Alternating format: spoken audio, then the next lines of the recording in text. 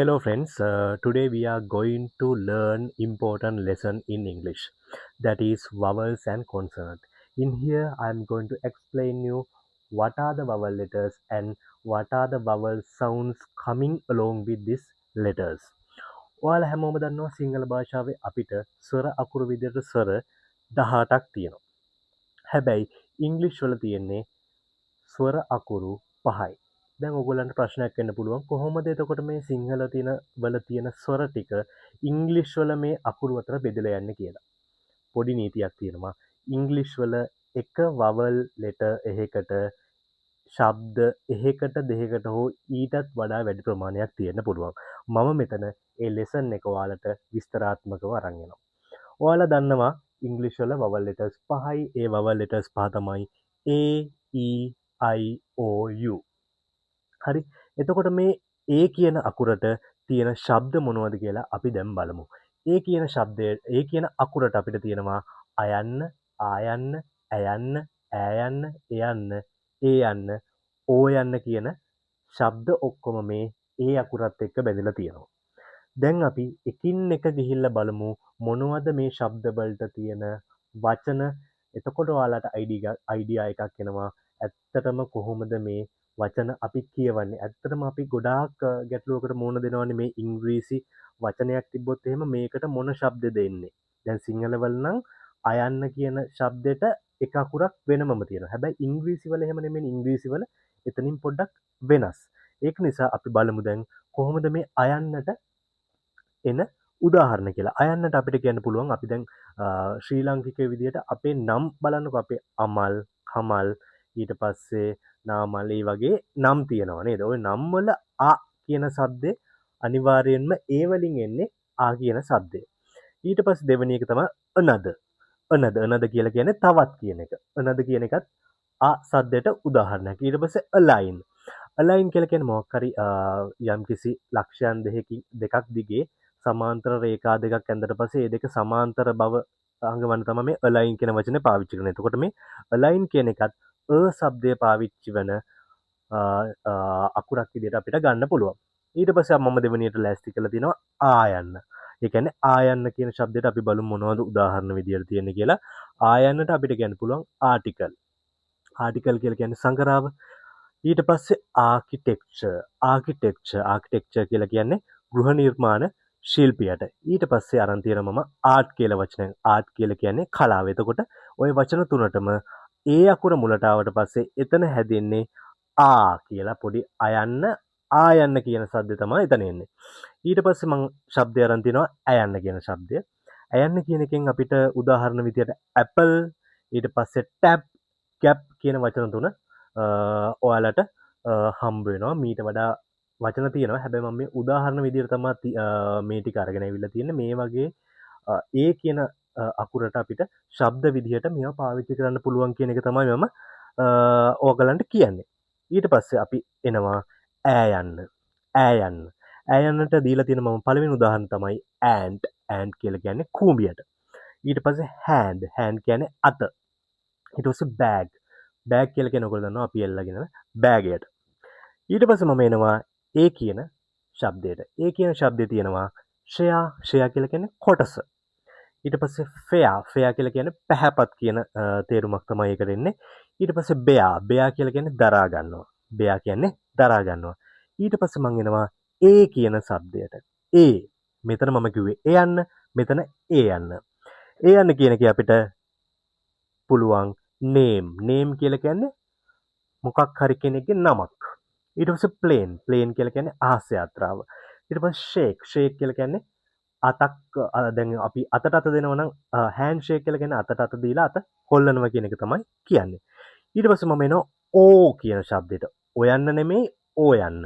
ඕ යන්නේ අපිට කියන්න පුළුවන් හෝල් කියලා කියන්නේ ශාලාව. ඊට පස්සේ කෝල් කියලා කියන්නේ දුරකථන ඇමතුම. ඊට පස්සේ බෝල් කියලා කියන්නේ බෝලය. හරි. මේ වගේ එතකොට අපිට ඒ කියන අකුරට මේ ශබ්ද 7 ගොඩක් දුරට අපිට හම්බ වෙනවා. මෙතනින් බහුලවම පාවිච්චි වෙන ශබ්ද තියෙනවා. හැබැයි මතක තියාගන්න ඕගොල්ලෝ අනිවාර්යෙන් ඒ අකුරත් එක්ක මේ වගේ ශබ්දයක් එන්න පුළුවන්. එන්න හැකියාවක් තියෙනවා. හරි. මං හිතනවා ඒ අකුරෙන් එන ශබ්ද ටික ඔයගලන්ට පැහැදිලිව තේරෙන්නේ නැති.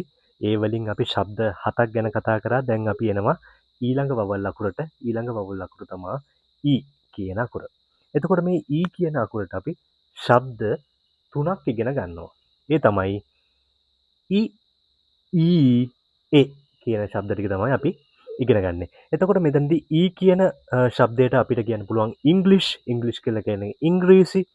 ඊට පස්සේ හී කියලා කියන්නේ ඔහු. ඊට පස්සේ හීරෝ කියලා කියන්නේ අපි වීරයට. හරි. ඊට පස්සේ අපි එනවා ඊ කියන ශබ්දයට. ඊ කියන ශබ්දය අපිට කියන්න පුළුවන් වීක් කියලා කියන්නේ සතිය. ඊට පස්සේ ට්‍රී කියලා කියන්නේ ගස. ඊට පස්සේ ජීප් කියලා කියන්නේ ජීප් එකට. මෙතනදී හැබැයි සුවිශේෂී දෙයක් තියෙනවා. මෙතන අපි ඊ අකුර දෙපාරක් පාවිච්චි කරනවා. ඊ අකුර දෙපාරක් පාවිච්චි කරාට පස්සේ අපිට එනවා ඊ කියන ශබ්දය. ඊට පස්සේ අපේ ශබ්දය තමයි ඒ කියන එකේ අපිට තියෙනවා පෙන් කියලා කියන්නේ පෑන. ඊට පස්සේ හෙන් කියලා කියන්නේ කිකිලි. ඊට පස්සේ ටෙන් කියලා කියන්නේ 10 කියන එක. මේ ටික තමයි අපිට එතකොට ඊ කියන අකුරට අදාළව තියෙන ශබ්ද ටික. Now let's learn the next vowel I.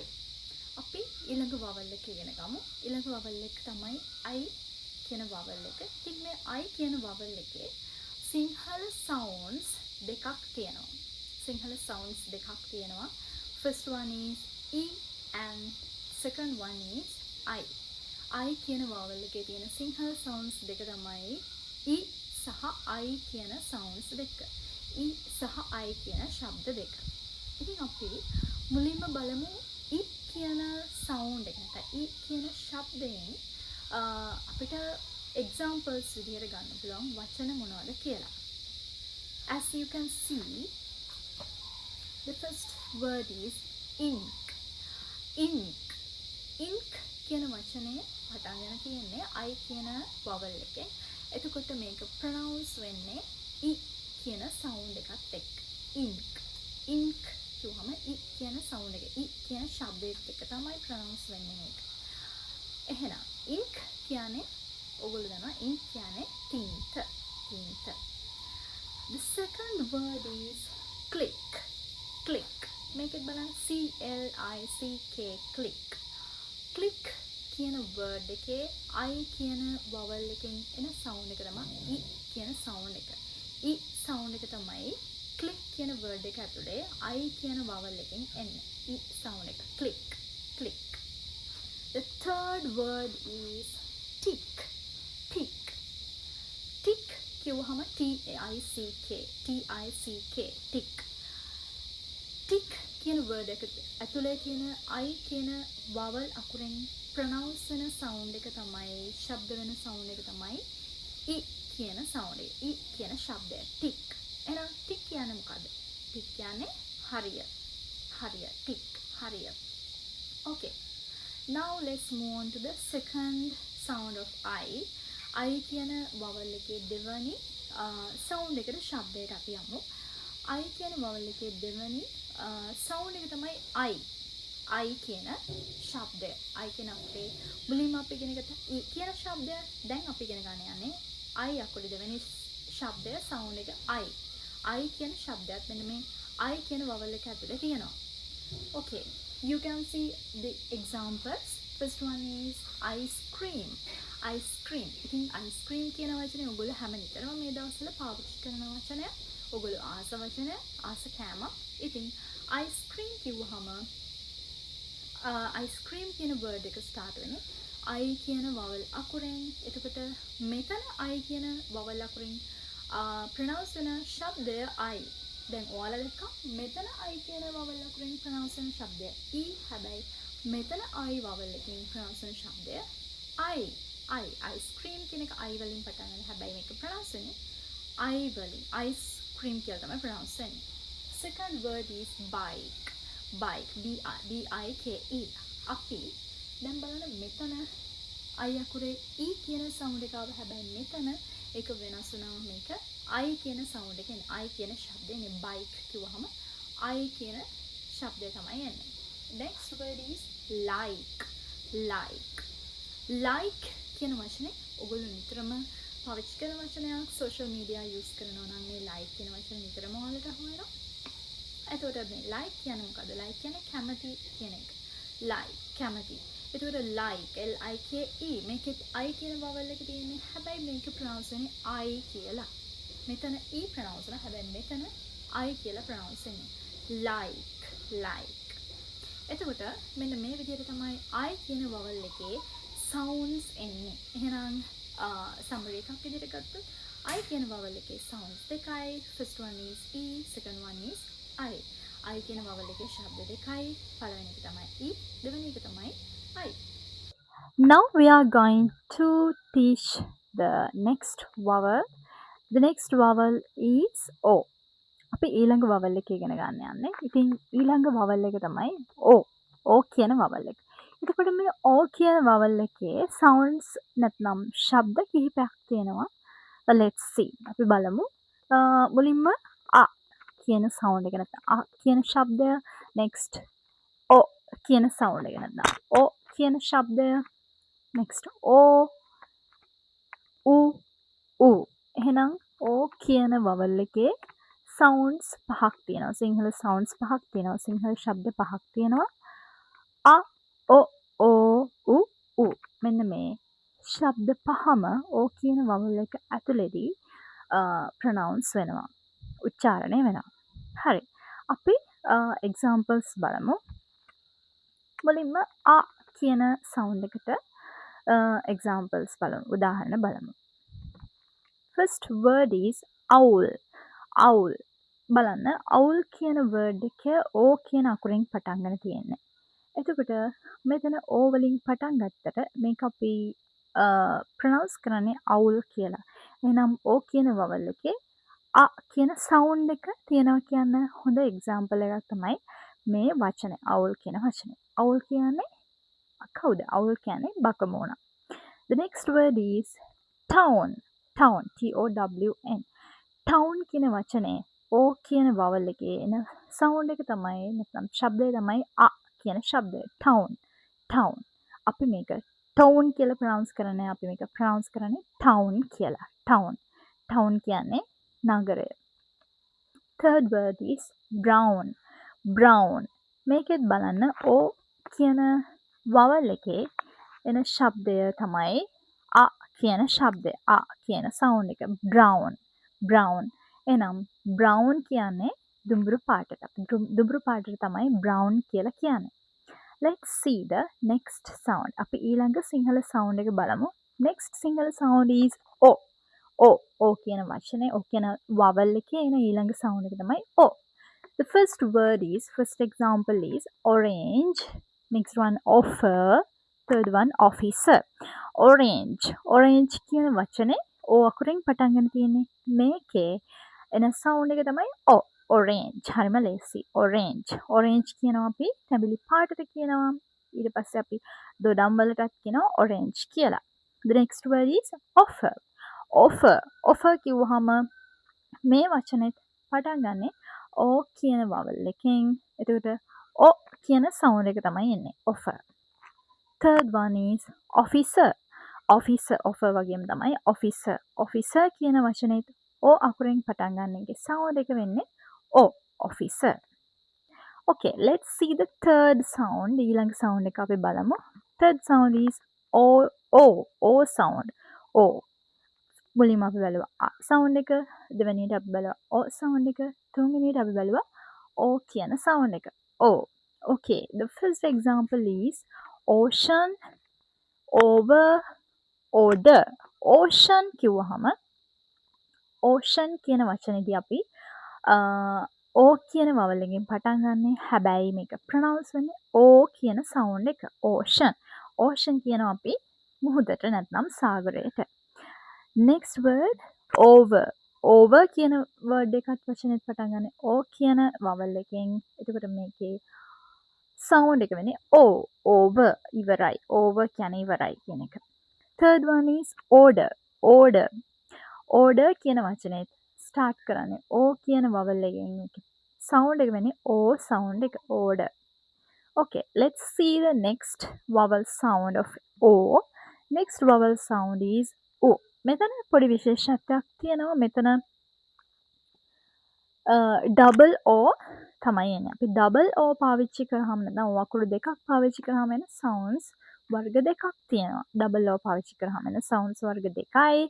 එකක් තමයි U, අනිත් එක තමයි ඌ. U, ඌ. Okay, let's see.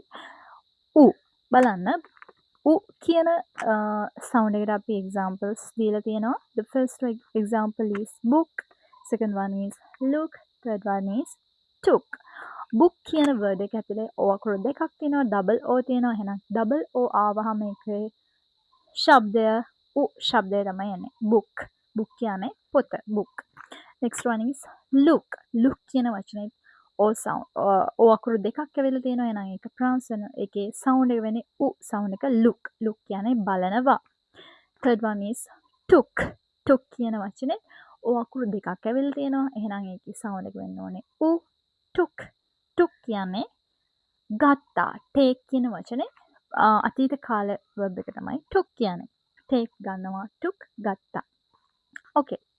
next ඌ sound එක අපි බලමු. ඌ sound එක double O ආවහම ඌ කියන sound එකත් එනවා.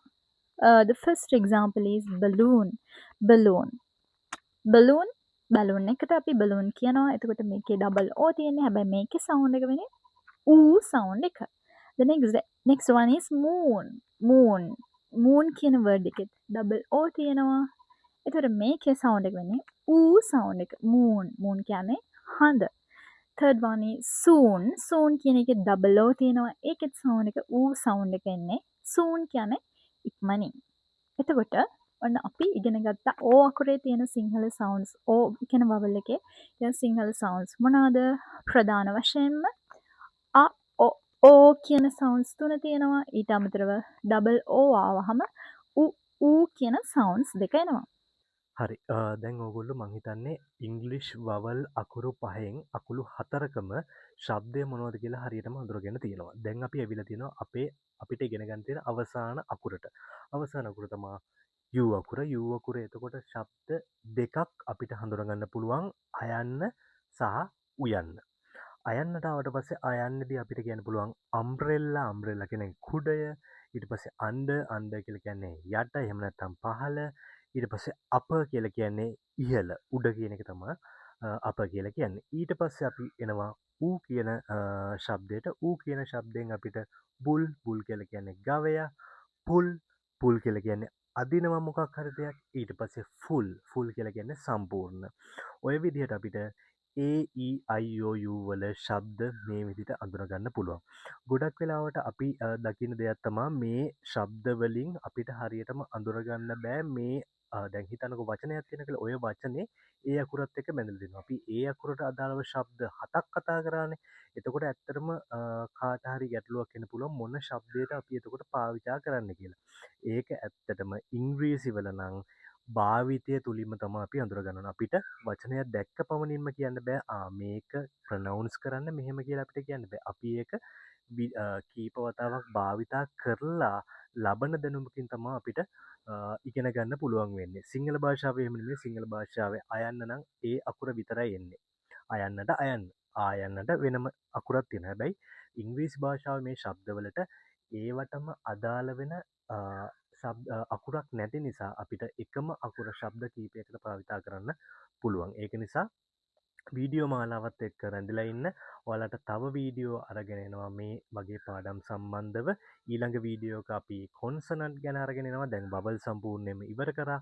කොන්සනන්ට් වලදී අපි හම්බ වෙමු. Thank you for watching.